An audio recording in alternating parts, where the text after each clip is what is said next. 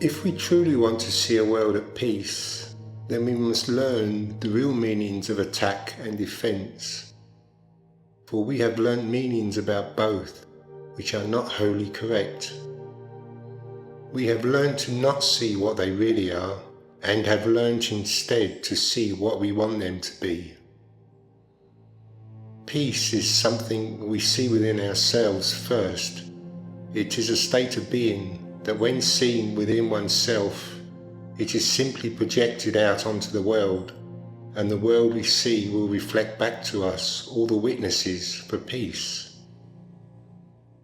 So this seeing begins within ourselves first, and it is applied to all situations, be they at the micro-personal level or at a more macro-global level. If we are not seeing peace, it is because we are not seeing wholly and are holding on to judgments that are not wholly true. If we want to judge something truly, then we must have all the facts, all that was in the past that led to this situation and the loss of peace for all parties involved. We must know. We must have all the present facts too, and we must also know the future to see where our judgments will lead to for everyone involved. This is clearly not possible with our limited awareness of the whole of the past, the present and the future, and so without full knowledge and all the facts, our judgments can only be wrong. Everyone feels justified by their defences and by their attacks, and so very few ever look further than their own justifications, because we do believe our justifications are real and true. Yet our justifications for our attacks and our defences seem real only because we have lost the meanings within ourselves of who we are. We have become identified with an image of ourselves, one that we made ourselves out of forgetfulness. For everyone is born in this world in a state of forgetfulness, and everyone has forgotten who their neighbour is because they have forgotten who they are. Everything we have learned from birth was taught to us by others who have judged without all the facts, and also from a state of forgetfulness, and so our judgments can only be wrong. Peace is a product of love, and love is a oneness, being equal for all. Oneness is but sameness, and what is the same can be joined together, whereas what is different must remain apart. And so it is sameness that makes whole. Therefore love at the level of creation is holy.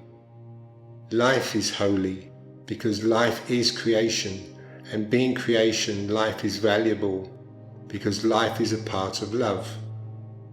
To be wholesome is to be healed, and to be sick is to be unwholesome, and therefore to see oneself as unholy. It is the sick who create war, because they do not see wholeness, and they do not see sameness, but they see instead differences. Seeing differences, they have learnt to hate what they believe is not a part of them. Attack is only possible when we see others different to how we see ourselves. It is this difference that is the foundation of hatred and fear. For what we fear, we learn to hate, and what we hate, we do fear. Attack is only possible because of a lack of love. Therefore we attack what we hate. We do not attack what we love. Hate and fear are one, and are the dark forces of forgetfulness that are the foundations of attack. Likewise, defense is a loss of seeing sameness and seeing wholeness. And so we do defend ourselves against what we fear, because we see differences in place of sameness. We do not defend ourselves against what we love, but we do only defend ourselves against what we fear, and against what we have learned to hate. And so, like attack, hate and fear are one and the same, and are the dark forces of forgetfulness that are the foundations of all our defences. Defence and attack are one. They are both the response to fear, and fear is but a loss of knowledge, being a state of confusion.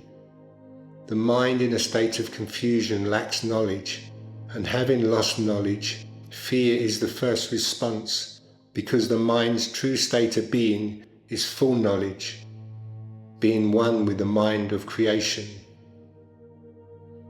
Knowledge is forever within our minds, because we are created in full knowledge, but our judgments have become the barriers to knowledge, when we choose to see ourselves unholy and unwhole.